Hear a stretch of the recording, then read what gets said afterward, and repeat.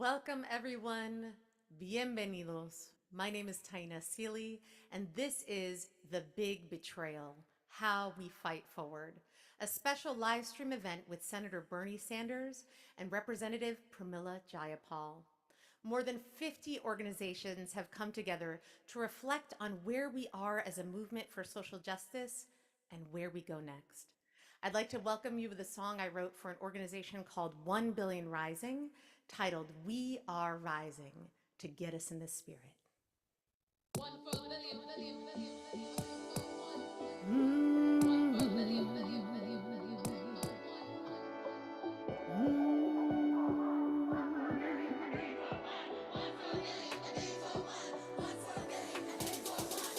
billion. In a time of an upheaval will come a transformation. Ignite a fire that will burn like the sun. Become a strong movement, fierce and determined, informed by where we are and where we've come from. We are those who are rising. From Manila to Miami, building trust and solidarity, love is our bond. And in the streets we are marching to end the rape and the suffering, to stop the fascist tyranny, organized as one.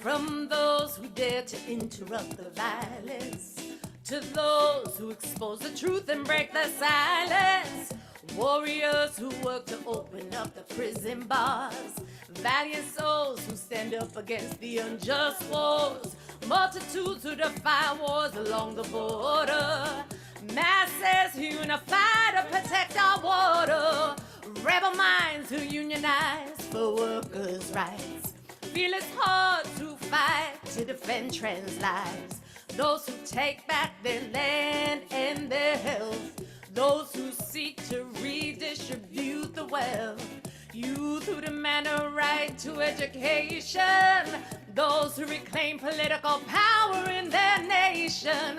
We cry out, say her name. We chant, love Trump's hate, and we will not be erased. It's we who decide our fate, 'cause we are rising. We are rising. We are rising now. And in this life, we are rising. We are rising. We are rising now.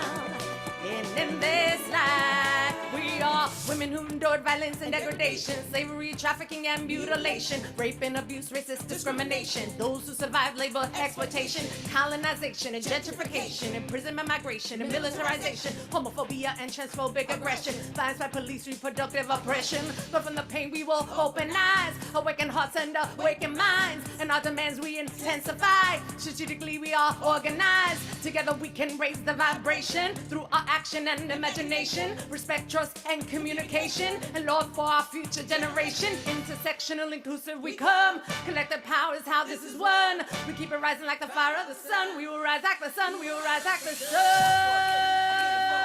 One for a billion, a billion for one. One for a billion, a billion for one. One for a billion, a billion for one. We are rising. We are rising. We are rising now. In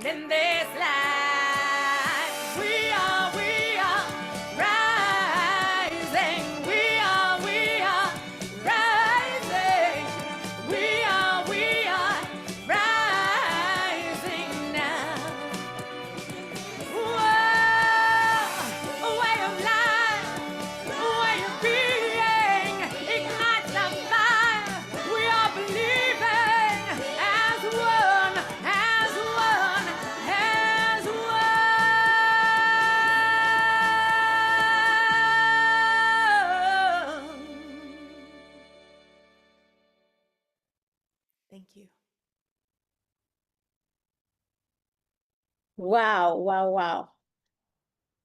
Amazing, amazing. We are definitely rising. Thank you so much, Taina, for opening us up with that powerful and inspiring reminder of the power that we have together. Good evening, everyone. Buenas tardes. I am Sulma Arias. I'm the Executive Director of People's Action Institute, and I am so excited to be with you, with all of you, from more than 50 national organizations and networks, with all of the local and state groups who are the lifeblood of our movement.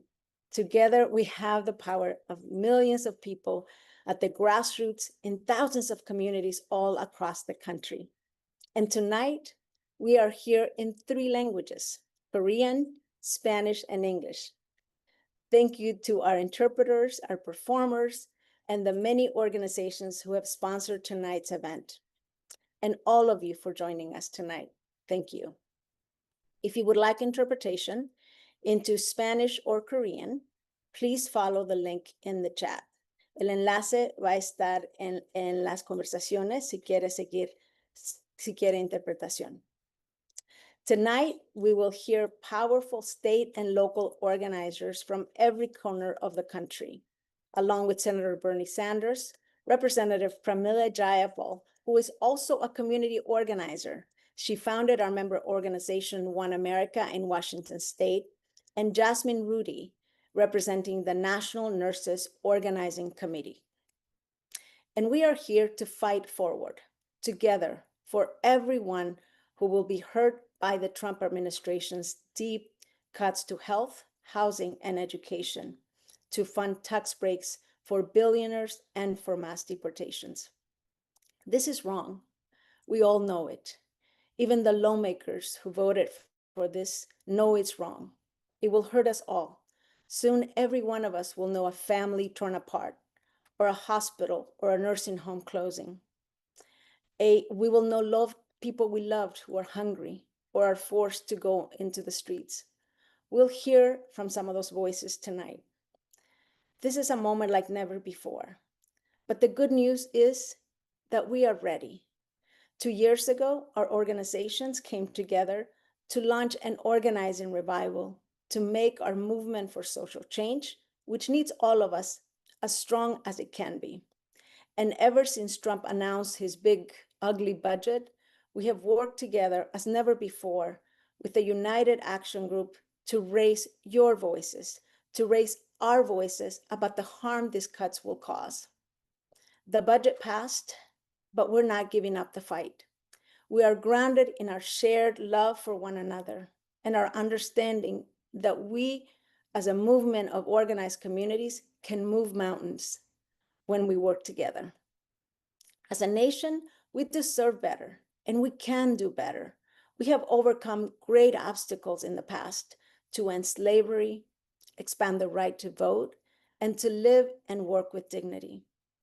The 60th anniversary of Medicare and Medicaid reminds us what we can do and what our country can be. Some of tonight's stories may upset you. You may feel angry. You may feel sad, but they will also inspire you because they are voices as strong, clear, and committed as I am to defending our shared humanity at all times, to create a country for all of us. No one can tell me we don't have the strength when we stand together to do what is right. I've seen it and I know it's true. We'll start tonight with a section on what we did as community organizers to fight the fight. Then what's in the bill and who will affect and how it will affect us, who's at fault, and where we find ourselves. We know that who is set to benefit from the cuts are billionaires and greedy corporations, not each other. And finally, we're going to talk about how you can join the fight. Remember, together we can move mountains. Juntos podemos. Together we can. And together we will. So thank you for joining, and thank you for fighting with us. And with that, let's welcome my dear friend, Reverend Dr. Liz Theo Harris from the Kairos Center to ground us in a reflection. Welcome, Liz. Thank you so much, Sulma, and it's so beautiful to be with folks this evening. I come to you as an organizer, a theologian, a pastor, and a mother, grounded in what our sacred texts and traditions have to say about this moment. The prophet Isaiah warns, "Woe to you who legislate evil and pass laws that deprive the rights of the poor and making women and homeless children your prey." The prophet Jeremiah reminds us to do no wrong to the immigrant, to the homeless, to the children, and to not shed innocent blood.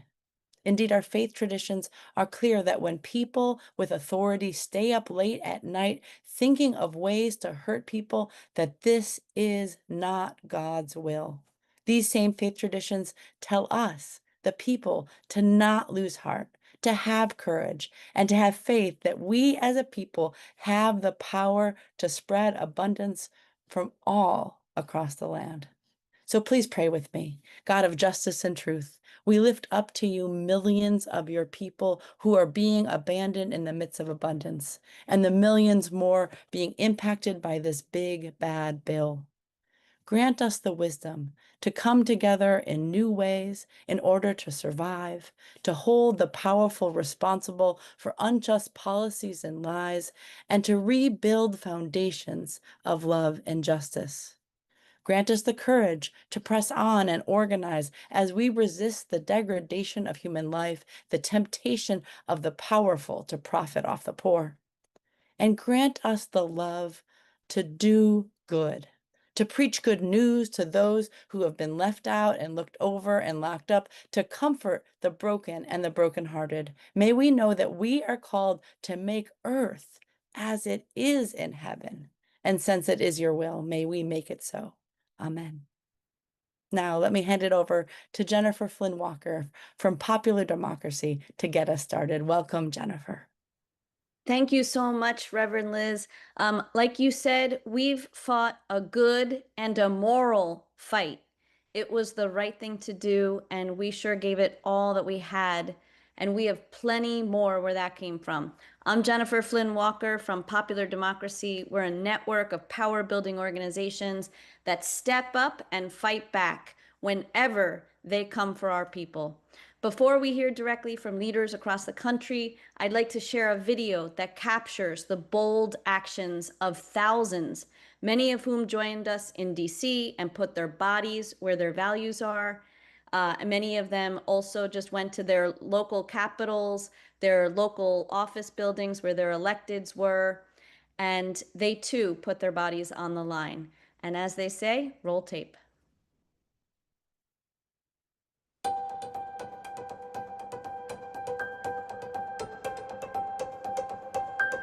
Today, something is happening in America. Americans are rising up to say, we want a government by and for the people, not by and for the billionaires. They have a choice. They can either be representatives of their districts, or they can act like Trump Musk employees. The betrayal for our families is real here. It is so real. It will take food out of the mouths of children that are hungry. So all of you pretending that you're not going to hurt the residents that sent you here, all because of your donors, corporations, polluters, and all the people that, again, all those corporations and folks that don't need the cut, they don't even need it. That's right. You're going to do it on the backs of those that are the most vulnerable. If we don't use our voice, we're not going to get nothing. You understand? We're not going to get anything. So I'm asking you, we have to continue fighting. The reality is, like many Americans, my family depends on access to good, affordable, accessible, and just health care. So I join millions of Americans saying, we must kill this bill. It is literally the largest transfer of wealth from working people and poor people in this country to the biggest billionaires, to big oil, to all of the people that want to destroy our public lands, that want to destroy our communities.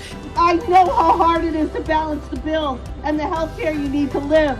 I had to ration my care to keep a roof over my head. Instead of cutting Medicaid and taking health care away from people, Congress should do more to make the ultra wealthy and big corporations pay what they owe. We will resist hate, fight back against efforts to criminalize our communities, and hold those in power accountable. We will continue to build power because our communities deserve dignity, justice, and future free from fear. We will rise, we will fight, and we will win.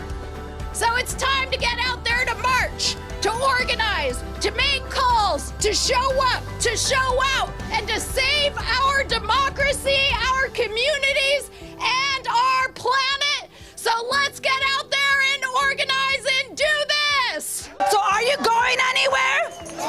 We're not going anywhere. We're going to make sure that from New York to Chicago to Minnesota to Michigan to Kentucky and the entire country, that people understand that we are ready to keep fighting. We are just getting started. We are just getting started.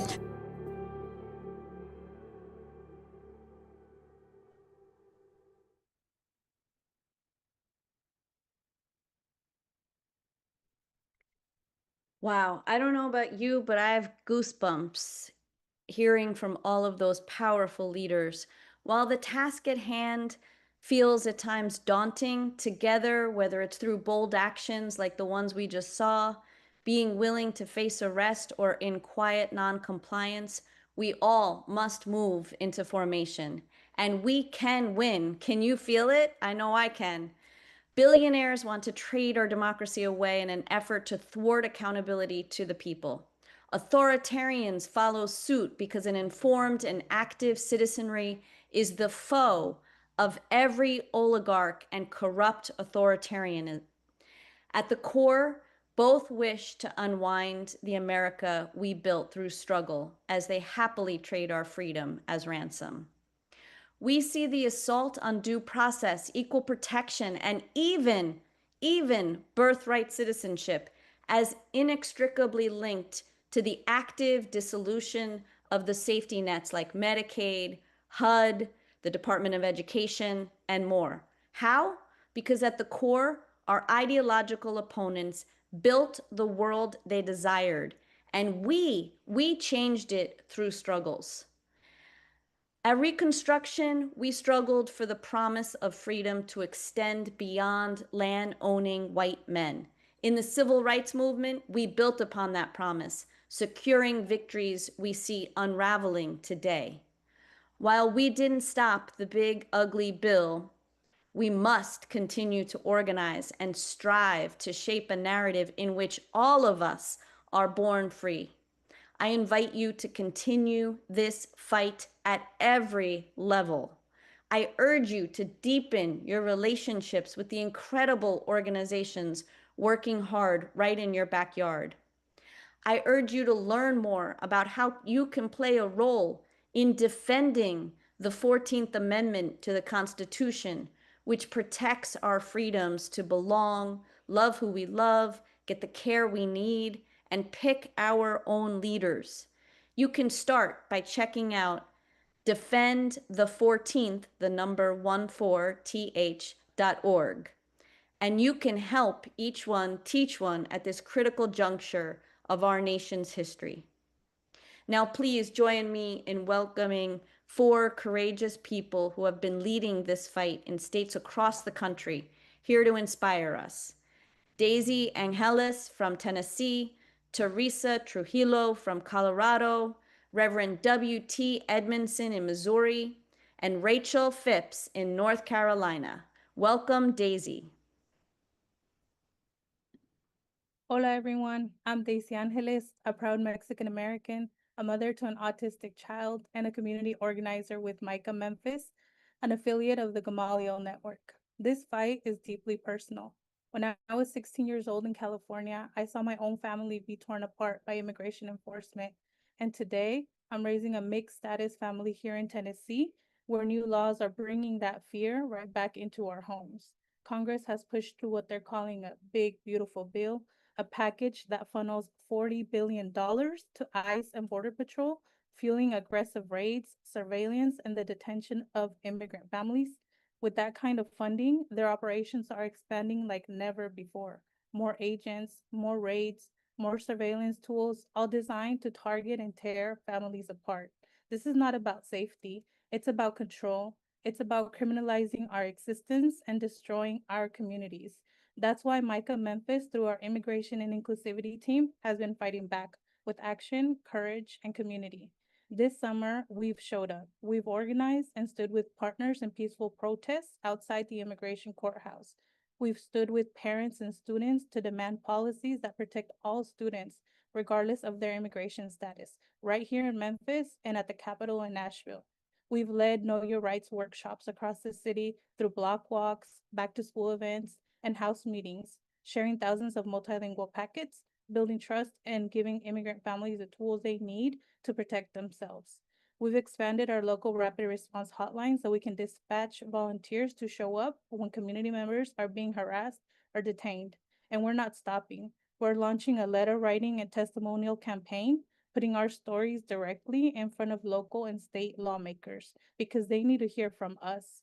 We're turning fear into power. We're protecting our families, our communities, and our future.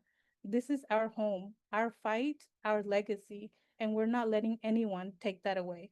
Gracias.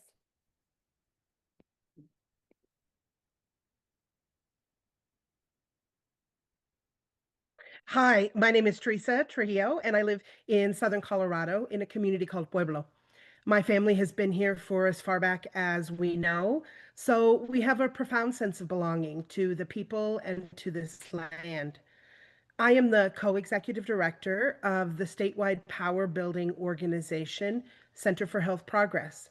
And as an affiliate of People's Action Institute, I've had the opportunity to both accompany leaders and send leaders to Washington, D.C. to fight for our community and for our state against this big, ugly bill.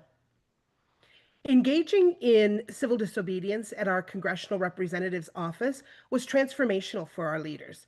Experience like this help us connect the dots between what's happening in Congress and the day-to-day struggles we face in our lives here in Colorado.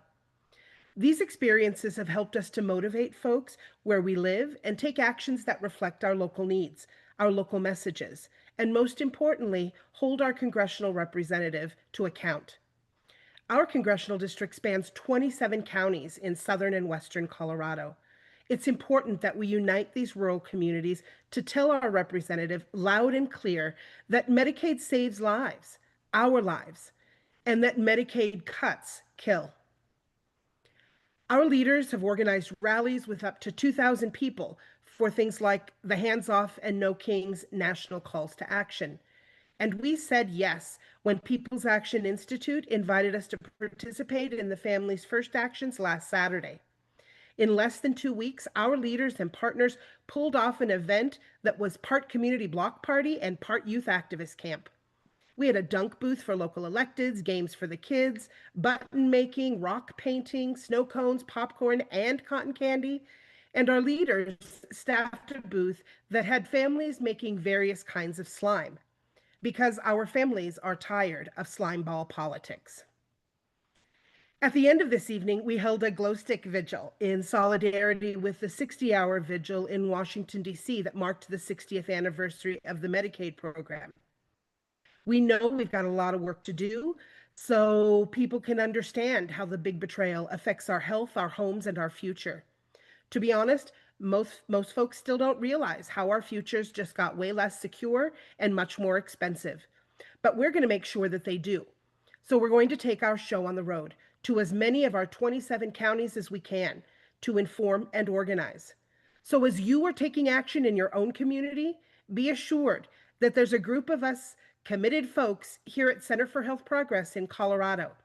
We feel the solidarity of this movement and hope you do too. Adelante, ajo. Over to our next speaker. Hello, I am Reverend W.T. Edmondson, Interim Pastor, Second Baptist Church, Jefferson City, Missouri, and Vice President of Missouri Faith Voices. I'm also one of the Medicaid 23. Medicaid is a lifeline for people living on limited income and persons with disabilities. Medicaid expansion in Missouri was the result of many long, hard fights by many Missourians. Senator Hawley must be held accountable for his word to stand against the cuts to Medicaid. But then he voted to gut Medicaid. Missouri Faith Voices led the fight, along with other organizations like Missouri Jobs with Justice, for the passage of Medicaid expansion in the state of Missouri. In 2024, 23 clergy protested in the state Senate and were arrested as a result. In that group, we were dubbed the Medicaid 23. Legislators were consistently told that not passing Medicaid expansion would result in hospital closures.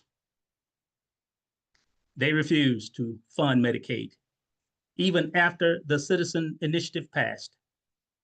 Since 2014, a total of 21 hospitals have closed in Missouri, with 12 of those closures occurring in rural counties.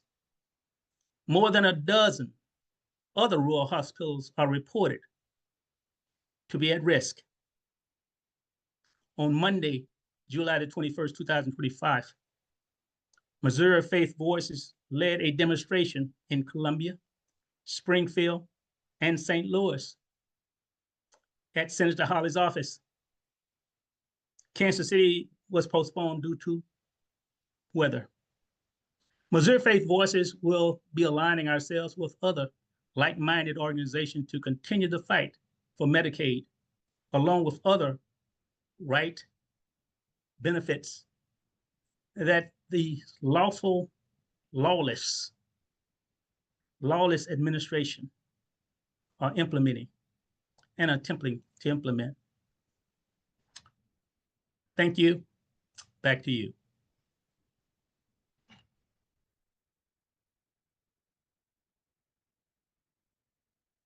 Good evening. My name is Rachel Phipps, and I speak to you tonight on the behalf of Action NC and Popular Democracy. But I also speak to you on the behalf as myself, as someone whose life is on the line, a person directly affected by what we can only call the big, ugly betrayal. For people like me who live with lupus and MS, it isn't just about politics. It is about the hope for a semi-normal life.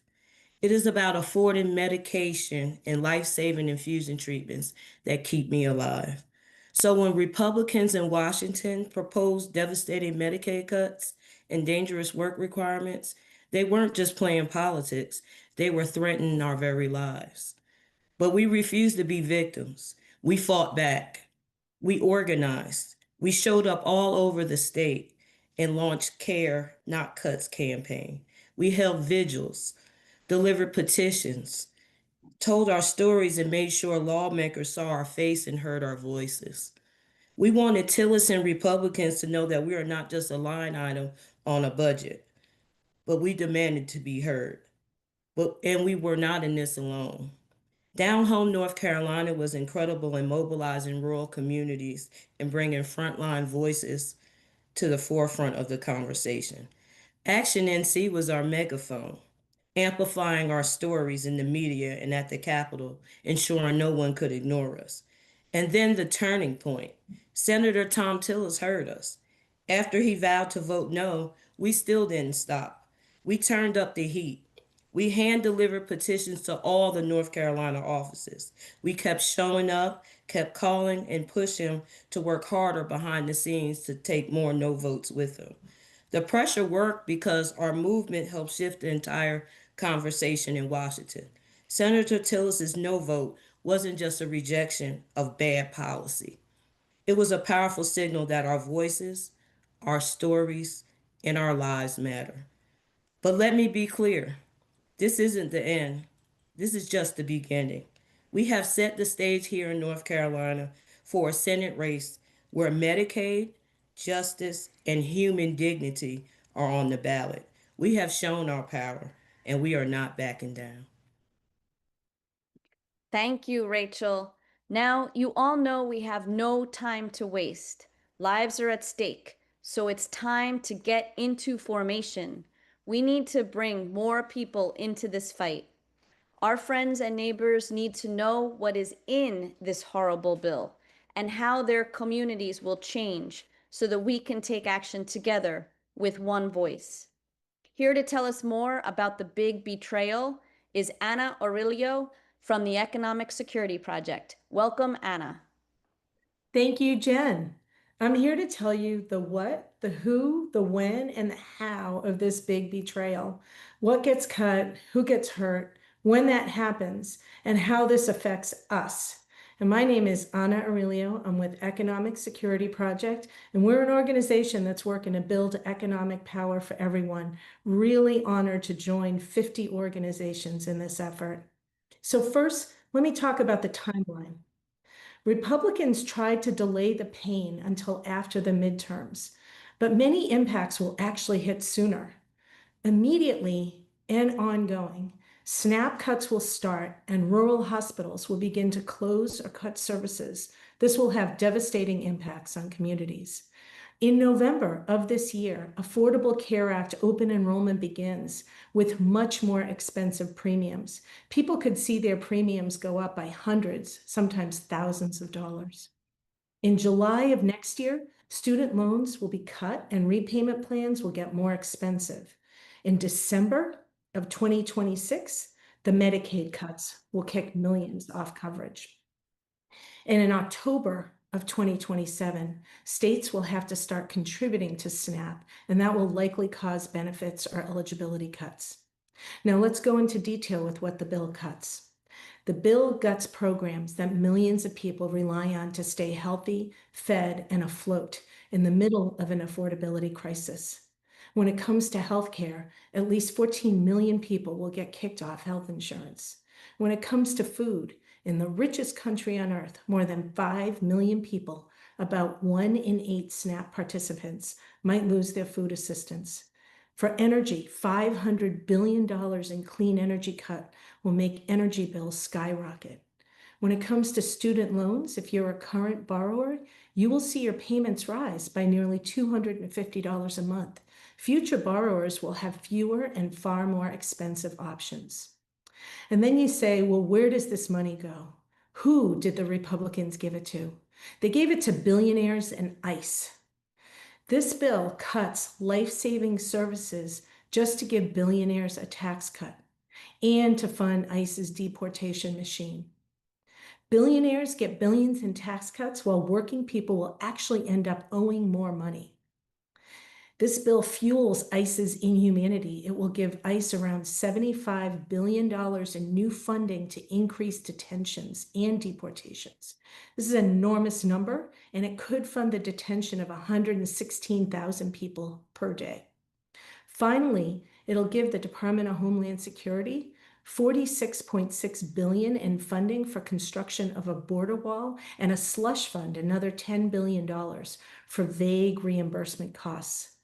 Now, who gets hurt in our communities? This bill is a recipe for sicker, hungrier, and poorer communities, just so they can kidnap our neighbors and enrich their billionaire donors. 51,000 people will die every year as a result of the healthcare cuts. Hundreds of hospitals will be forced to close or cut services.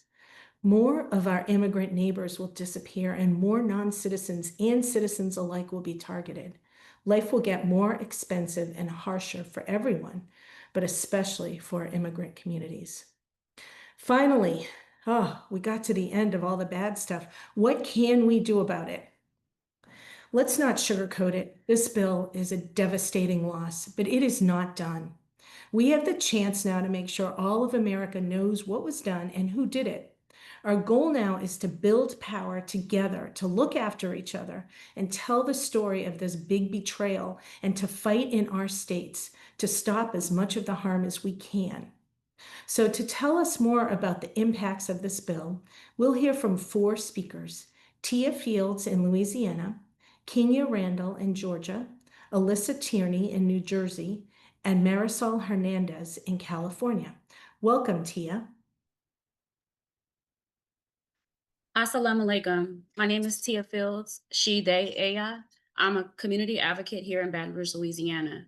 But more importantly, I'm a single mother of 3, ages 16, 9, and 1. The US Census labels my household as ALICE, asset limited, income constrained, and employed. What that really means is I work in a nonprofit sector, but I still can't afford to survive. It's the classification of working poor.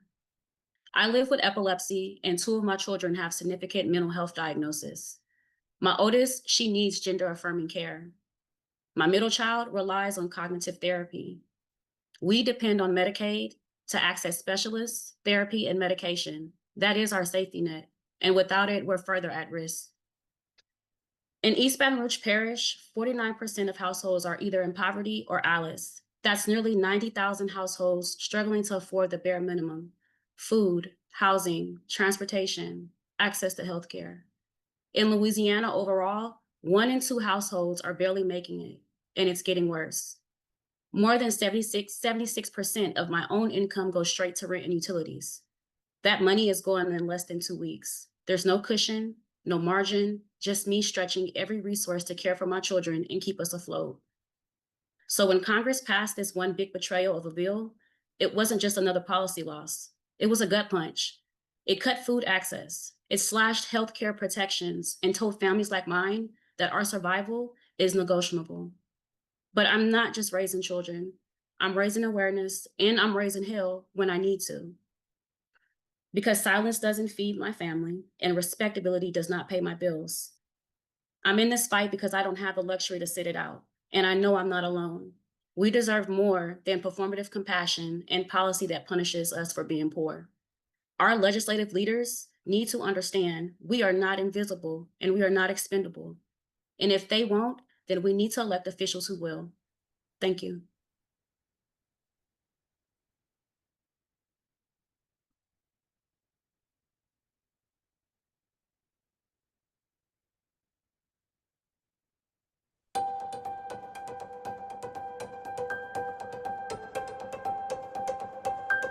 Today, something is happening in America. Americans are rising up to say we want a government by and for the people, not by and for the billionaires. They have a choice.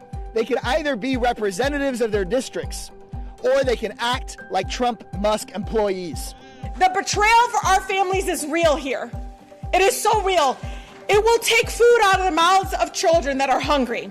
So all of you pretending that you're not going to hurt the residents that sent you here, all because of your donors, corporations, polluters, and all the people that, again, all those corporations and folks that don't need the cut, they don't even need it. That's right. You're going to do it on the backs of those that are the most vulnerable. If we don't use our voice, we're not going to get nothing. You understand? We're not going to get anything. So I'm asking you, we have to continue fighting. The reality is, like many Americans, my I don't think family Marlene is able to. I've been doing it because her thing is frozen, and I've been learning very quickly how to do it. Accessible, and just healthcare. So I join millions of Americans Kenya, you ready? saying we must kill this bill.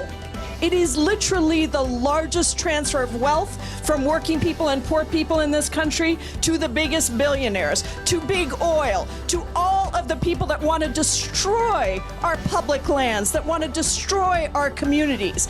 I know how hard it is to balance the bills and the health care you need to live. I had to ration my care to keep a roof over my head. Instead of cutting Medicaid and taking health care away from people, Congress should do more to make the ultra wealthy and big corporations pay what they owe. We will resist hate, fight back against efforts to criminalize our communities and hold those in power accountable.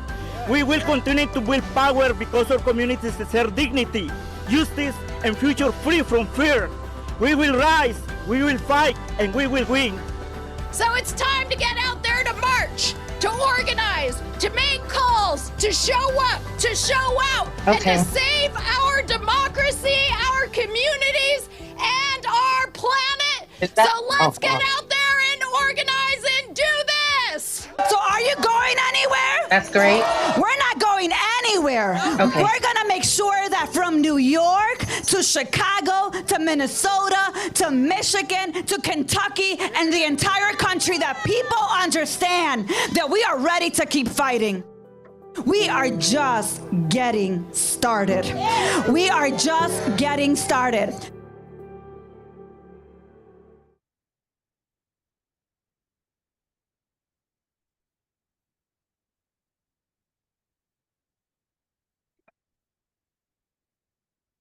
I am Kenya Randall, a member of National Domestic Work Alliance, We Dream in Black Georgia chapter. We are showing up because protecting Medicaid isn't just a policy fight, it's real people, real families, and the care that keeps us going. Investing in Medicaid is investing in families like my sister, Valerie, whom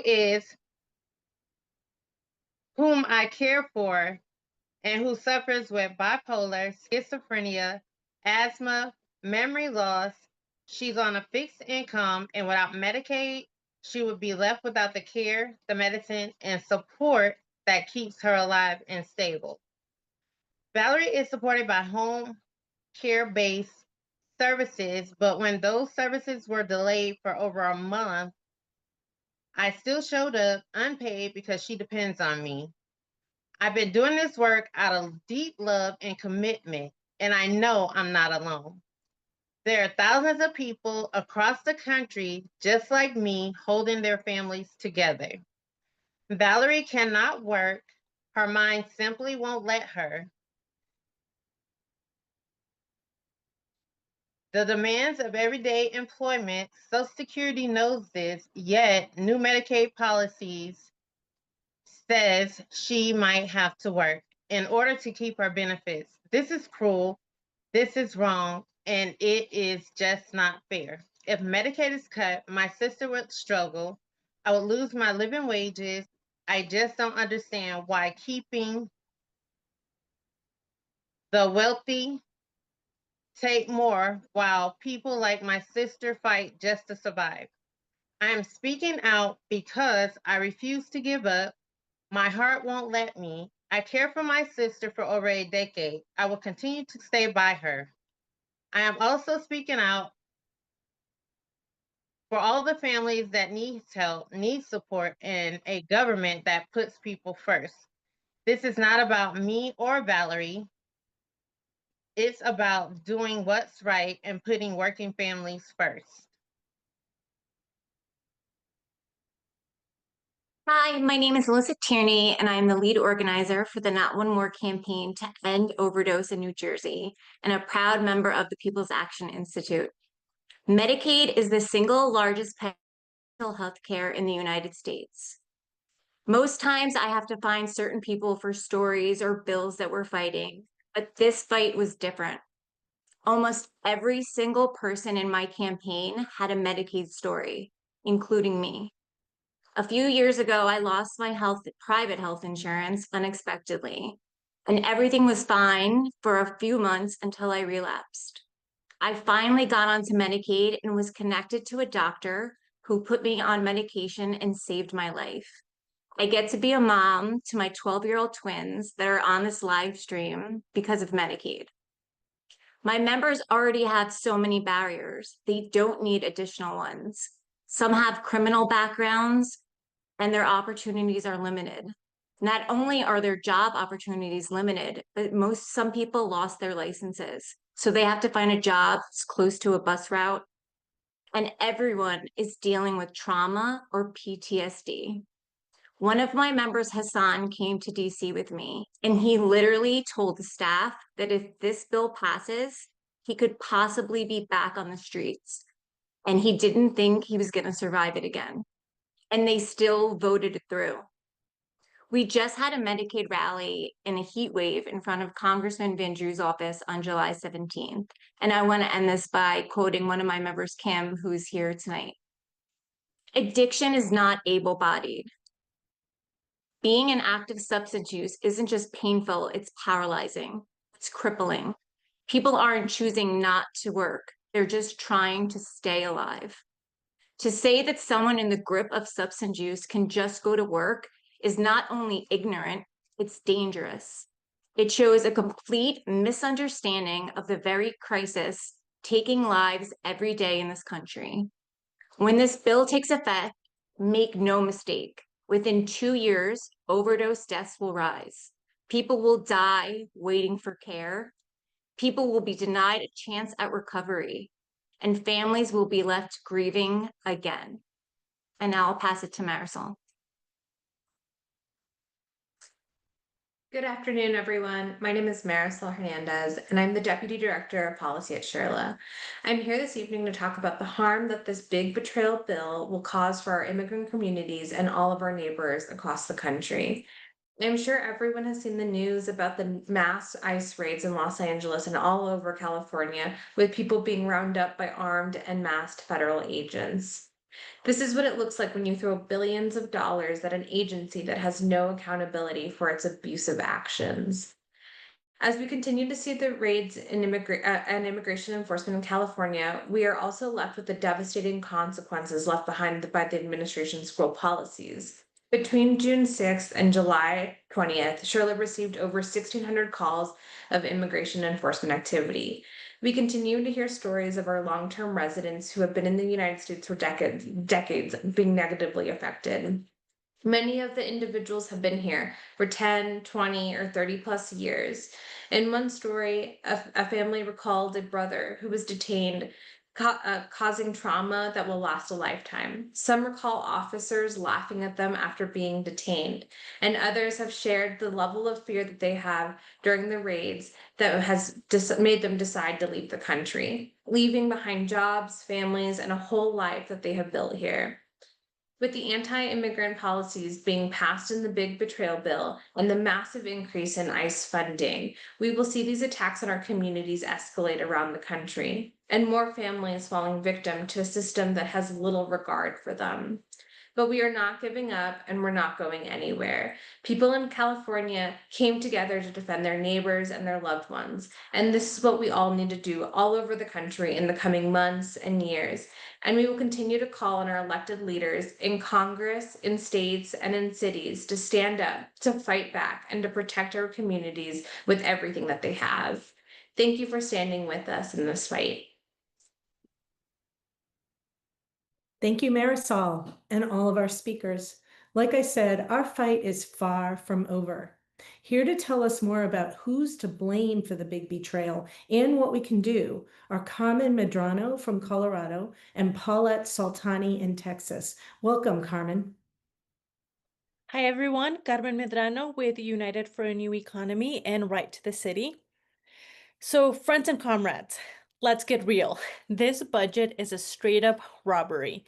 We are facing a stark and dangerous divide, billionaires and corporations versus the rest of us. Schloesserman, Elon Musk, and Jeff Bezos. These billionaires and their corporate allies are getting richer while we're forced to struggle. These corporations, from tech giants to landlords who hike up our rents and refuse to fix unlivable conditions, rake in profits at the expense of working people. Now, we know that the latest bill pushed through Congress was nothing less than a robbery from the working class. This will raise the cost of living for the poorest of us while giving billions, yes, billions, in tax breaks to the ultra wealthy. All of this at a time when so many of us can't even afford to put food on the table or keep a roof over our heads. This bill isn't just about money, though. It's about slashing programs like Medicaid, SNAP, and affordable housing. These are life-saving programs for mothers like Erika in Colorado, who relies on Medicaid to support herself and her 3 young children. Medicaid provides access to services like therapy and care for her children with autism, which help them gain independence and communication skills. When this bill attacks these programs, it's directly attacking families like Erika's. This bill is also an investment in authoritarianism here and abroad. It gives ICE the resources to hire 10,000 more officers, expanding their power to detain, terrorize, and abuse immigrant communities. At the same time, it funnels billions to support Israel's military genocide of the Palestinian people, bankrolling mass violence and apartheid with our tax dollars. We cannot and will not stand by while this happens. The billionaire class and their corporate partners are working overtime to strip us of our rights, our dignity, and our safety. They want us overwhelmed, but we fight back with renters and immigrants, with poor and working class people across race and place. We are the majority. And when we rise up, organize, and refuse to be silent, no billionaire can buy that kind of power. This is our moment. Let's take it. Over to you, Paulette.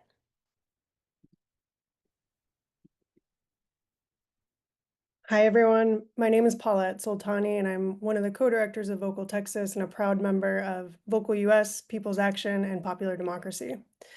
Vocal Texas builds power with people impacted by homelessness, mass incarceration, the war on drugs, and AIDS.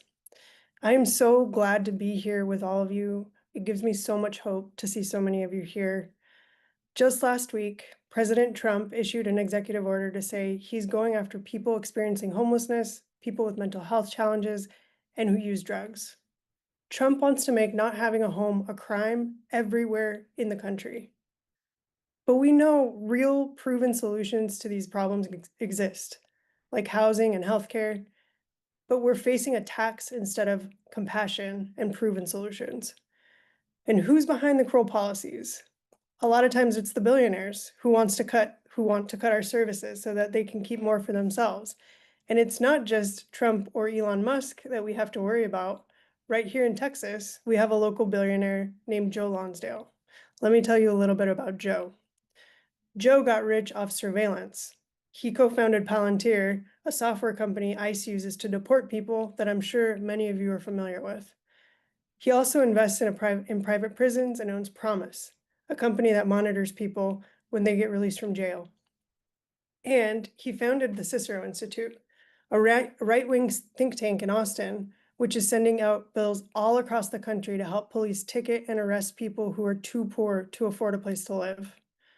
In the past year, Cicero has helped introduce 320 bills criminalizing unhoused people, nearly 220 of which have passed. My organization has been going after Joe and Cicero because he's an example of the billionaire agenda that we're all up against. Billionaires and corporations are prioritizing profit over people and leaving us to suffer the consequences. We must fight back against the billionaire agenda on a local, state, and federal level. We must demand housing, services, and care, and expose the agenda and who's truly at fault for the challenges that people are facing every single day in our country. We have to organize more people, and our movements have to work together to defeat this billionaire agenda. They're starting with unhoused people, immigrants, trans people, but they're coming for all of us. We must build political power for change. A little bit more about the billionaire agenda and what we can do is one of our true champions, Representative Jayapal from Washington State. Here's her special message. Thank you. I'm Congresswoman Pramila Jayapal, and I'm honored to represent Washington's 7th Congressional District in the House of Representatives. Thank you to all of the incredible organizations putting on this event as we celebrate 60 years of Medicare and Medicaid, take stock of our current political moment, and organize for the fight ahead. I'm here to talk to you about what we're up against and what we're fighting for. There's one really clear fight in front of us, and it's working class Americans just trying to get by and survive versus the giant corporations and billionaires that are screwing us over daily as they endlessly increase their profits.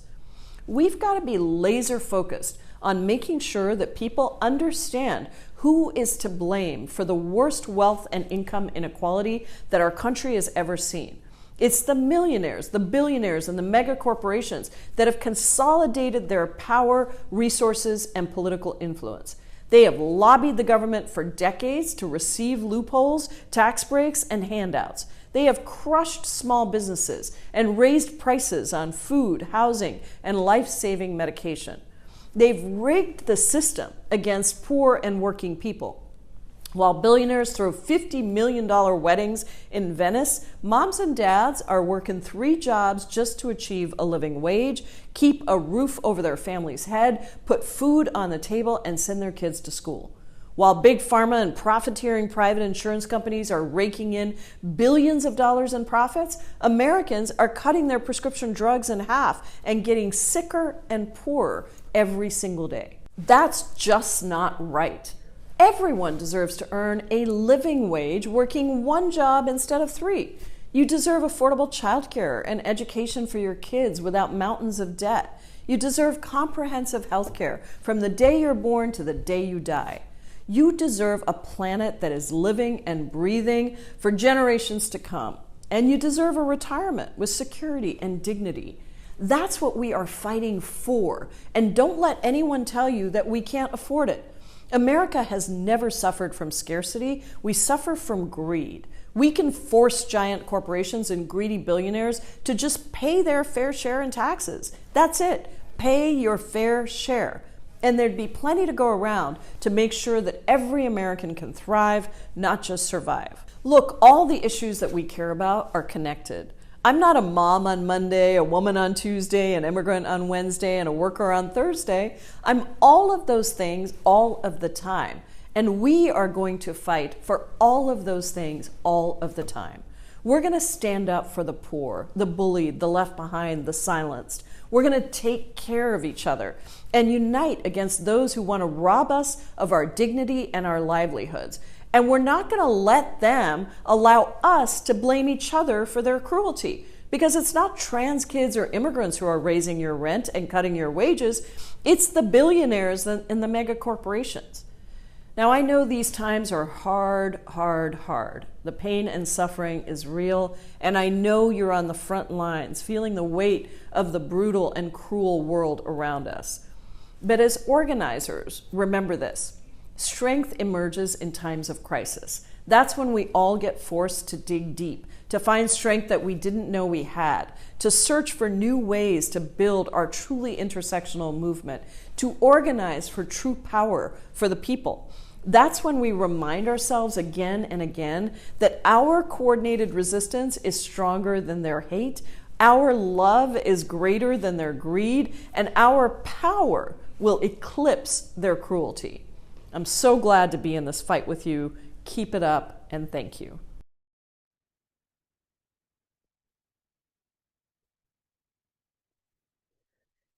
Thank you, Representative Jayapal, and all the incredible leaders on this call. Your words and your will is inspiring us. For folks who are joining us, please write in the chat what has inspired you so far. My name is Cindy Weissner with Grassroots Global Justice Alliance, a national alliance of grassroots organizations fighting for a feminist, anti-racist, and regenerative economy for life. And we're also part of the fight against fascism. We are at a critical juncture where an authoritarian right-wing regime has captured the federal government and now is attacking our communities and dismantling the critical public goods, things that our movements have fought for the multiracial working class, but for everybody in this society.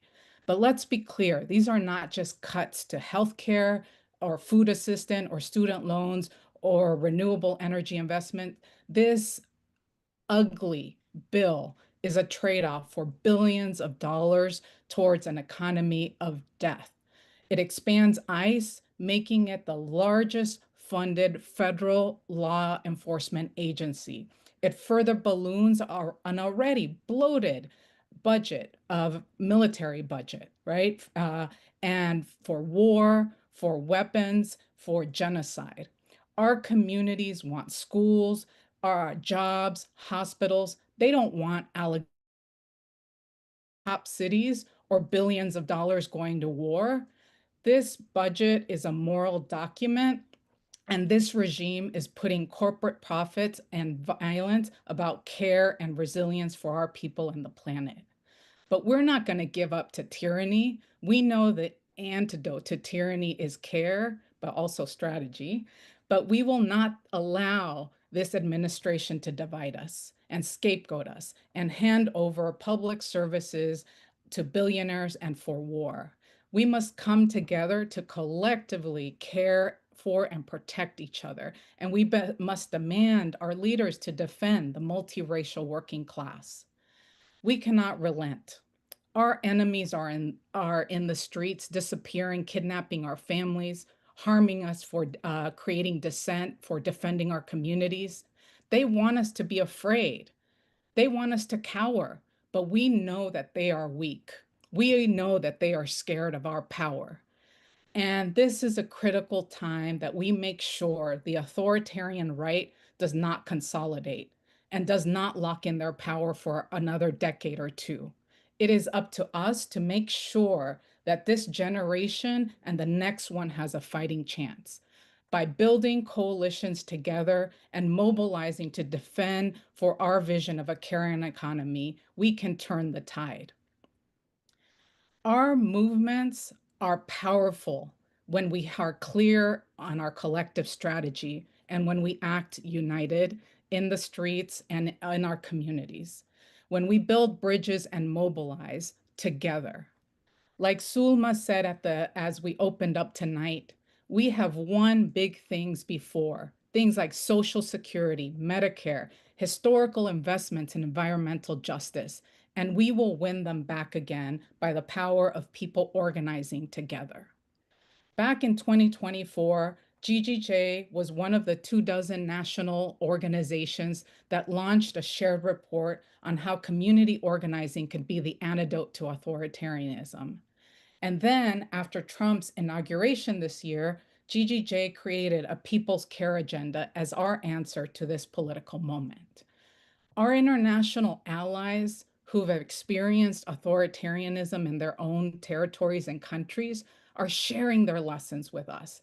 Allies from Brazil who defeated Bolsonaro, and Argentina who are currently struggling against the Malay government, and in India, people who are fighting against Modi's fascism.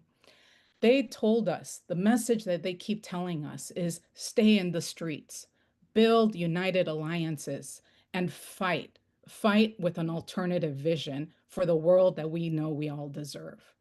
Today, we are asking you to take action and take a pledge that we will continue to fight during this August recess as Congress goes home to all its districts. We want you to follow the steps on your screen and text, get your phones or write this down, text pledge to 51767. Again, that is text pledge to 51767 and go to ppls.ac/pledge and commit to take action with us. Please do it now. It'll take a couple of seconds. We want you to tell us what you're going to do. Please share in the chat what you're going to do. We want folks to organize a visit to your representative's office.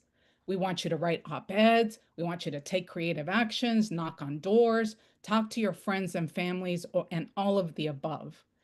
Once you complete the pledge, on that same page, you can download an August Recess toolkit with more ideas about what you can do as an individual, as a faith leader, as an organization to hold Congress accountable. Now is the time to stay strong and fight back this economy of death and demand an economy for life.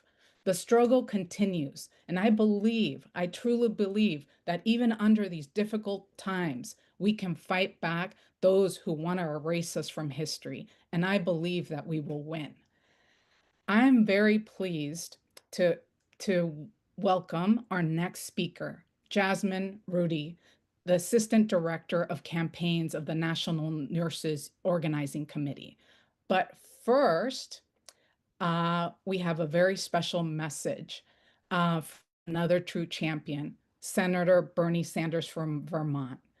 Take it away, Bernie. Hello, everybody, and thanks very much for having me. This week, as you know, marks 60 years since President Lyndon Johnson signed Medicare and Medicaid into law. 60 years since this country took a giant step forward in recognizing that health care is a human right, not a privilege. But let me be very clear about what we are facing today. At a time of unprecedented income and wealth inequality, Trump's so-called Big Beautiful Bill includes the largest cut ever to Medicaid in order to pay for the largest tax break ever for billionaires in the history of our country. As a result of this legislation, over 15 million Americans will lose their health care. 50,000 will die each year unnecessarily. 1 out of 4 nursing homes in America may be forced to shut down, and 30% of Americans who receive primary care at community health centers may be denied the care that they need. Make no mistake about it. This bill is a death sentence for working class and low-income Americans. As all of you know, Medicaid provides health care to over 70 million people in our country, including 40 million kids, millions of seniors in nursing homes, and working families who are struggling to get by. When you cut Medicaid, you're not cutting government waste. You are cutting nursing home care for a grandmother in Vermont. You're cutting health care for a pregnant mother in rural Mississippi. You're cutting health care for a child with diabetes in Ohio. And why are they doing this? All so that they can give more tax breaks to billionaires who are already doing phenomenally well. This bill hands out over $1 trillion in tax breaks to the top 1% and $900 billion in tax breaks for large corporations. In my view, this is morally obscene. In America, we should not be taking away health care from low-income children so that billionaires can get another tax break. But here is what I also know. The American people overwhelmingly reject these massive cuts to Medicaid and to the Affordable Care Act and to nutrition and education, all of which is in this terrible bill. 60 years ago, our government made enormous progress in providing guaranteed health care to seniors and lower-income Americans through the creation of Medicare and Medicaid.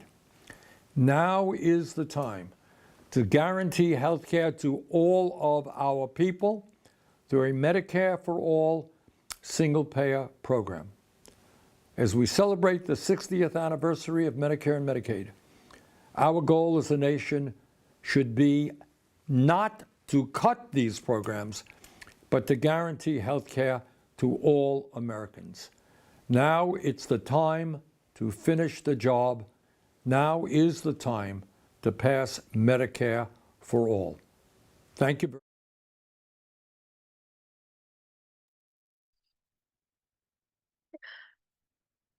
Good evening, everyone. It's tough to follow Bernie, but I will do my best. It's great to be here gathered with you all this evening. As we celebrate 60 years of Medicare and Medicaid, as we've talked about tonight, what we're really celebrating is the militant movement of working class people who organized and fought to get those programs across the finish line. And ever since Medicare and Medicaid were established, we have been working to protect, improve, and expand on them with our fight to win Medicare for all. Now, the current administration and their billionaire buddies want to destroy all forms of public good and crush working class people. They hope we'll become paralyzed, fighting just to save protections we've already won, too overwhelmed to also move forward. But our movement doesn't step back. We step up. Nurses never had a moment's rest during the hardest years of COVID, and we still keep fighting every day along with our allies to advance Medicare for all. In 1965, when Medicare This country was at the height of the civil rights movement. The Selma March and the brutal attacks of Bloody Sunday happened that same year. It's not easy to keep pushing when it feels like every battle is happening at once. It takes courage and unbreakable solidarity. But everyday people have always found ways to advance all forms of justice, right? As patient advocates, nurses know that our healthcare system fails our patients even at the best of times. So when we find ourselves at the worst of times, as we do right now under this increasingly authoritarian regime, we only fight harder. In 2025, we refuse to tolerate billionaires profiting off the suffering of working people. We will not give the billionaires the satisfaction of creating inaction and division in our grassroots movement. We're stepping up for a more caring, just society. We're stepping up for our local communities and nationwide, from supporting union workers as they advance healthcare justice in their union contracts, to fighting for single payer at the state level, to never backing down in our fight to achieve Medicare for all. And when we keep marching forward as a united movement, we can and we will win for our patients and each other. Thank you. Now let me welcome Bishop Dwayne Royster from Faith in Action to bring us home and remind us what we can do together right now. Thank you, Jasmine. Family, friends, fighters for freedom, what a night. I'm Bishop Dwayne Royster, Executive Director of Faith in Action, the International Faith-Based Organizing Network. To every national power building network organization, to our organizing revival partners and scores of co-sponsors, and to you who stayed with us to the very last note, thank you. 60 years ago, ordinary people crashed through extraordinary barriers and birthed Medicare and Medicaid. Tonight, we've named the big betrayal, which threatens that legacy. But let me be clear, the same people power that won in 1965 is still rumbling in our bones right now. We've marched across bridges. We sat in at lunch counters. We've organized 10 million strong for healthcare. And every time they said we couldn't get it done, we did it anyway. Our organizing revival is already on the move. Summer accountability, fall escalation, a long arc bent towards justice that will not snap under the weight of authoritarianism. Together, we are the antidote to authoritarianism. Together, we are the architects of a new America. Together, we're all God's children, worthy of respect, dignity, decency, and healthcare. We refuse to let hope die on our watch. So here's the charge, because some of you are asking in the chat, what are we supposed to do? Before you leave tonight, pledge to act with us during the August recess. Follow the links on your screen to text pledge to 51767. It's right there below you. Text pledge to 51767 and go to ppls.ac/pledge. Let me say that again, ppls.ac/pledge right now. You'll get our August recess congressional accountability toolkit with options for individuals, clergy, and whole communities. Then knock on a door, host a mass conversation, protect your state budget, or do it all. But whatever you do, do something and do it together. Because, beloved, our story is not over. It might feel like 10 plagues, but we win in the end. We have changed the damn world before, and by God's grace, we'll do it again. So nobody wakes up feeling like they're living in hell when they get up in the morning because they don't have health care. If you're ready to fight forward, let me hear you right now in the chat, on social media, and in the streets. Tell us that you're ready to fight. In the next few months, we will work in solidarity as we build a bigger movement to wrestle back control of this country. In a few weeks, in the western and southwestern part of this country, we'll gather in a regional organizing revival to plan and work together to figure out how we fight in that part of the country. In October, we'll gather as thousands of organizers come together networks and across communities to train to fight authoritarianism together. And in early 2026, together, we will lead a mass action fighting for the soul of this nation. So stay connected and invite others to join the fight to build a nation that works for the flourishing and thriving of us all. Finally, beloved, stay loud, stay loving, but most of all, stay unstoppable. And now, let's welcome Pauline and let the music carry us into the work ahead. And stay singing, friends. If you would all sing this song with me, and maybe we can take a deep breath in and a breath out. And we are all over the country, but right now we're all going to be singing together. We are connected. We are going to take bold, imaginative action together. We are going to organize, organize, organize. This song is an adaptation of a John Hancock song from the Southern Tenant Farmer Union. It's Mean Things, and we're going to sing about all the mean things that's happening in this land. Feel free to fill up the chat. And then we're going to sing about the good things that are going to happen in this land.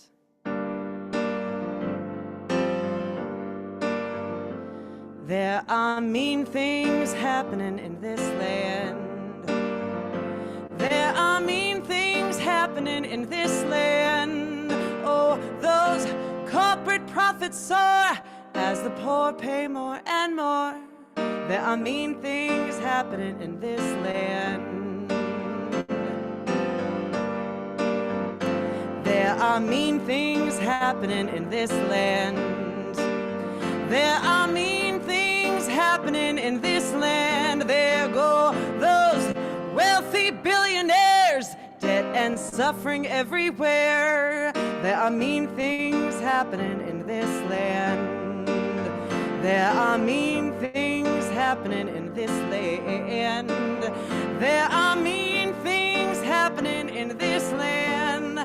But this movement's going on, and this movement's growing strong, 'cause there are mean things happening in this land. In this land, in this land, in this land, we sing. Oye, mi gente, traemos la fuerza, la libertad es mi única bandera. Rise up, my people, my condors, my eagles. No human being will ever be illegal. Oye, mi gente, traemos la fuerza, la libertad es mi única bandera. Rise up, my people, my condors, my eagles. No human being will ever be illegal. And there'll be good things happening in this land. There'll be good things happening in this land. 'Cause when the poor unite, the end of poverty is in sight. And there'll be good things happening in this land. Good things happening in this land. Good things happening in this land. Good things happening in this land. Oye, mi gente, traemos la fuerza, la libertad es mi única bandera. Rise up, my people, my condors, my eagles. No human being will ever be illegal.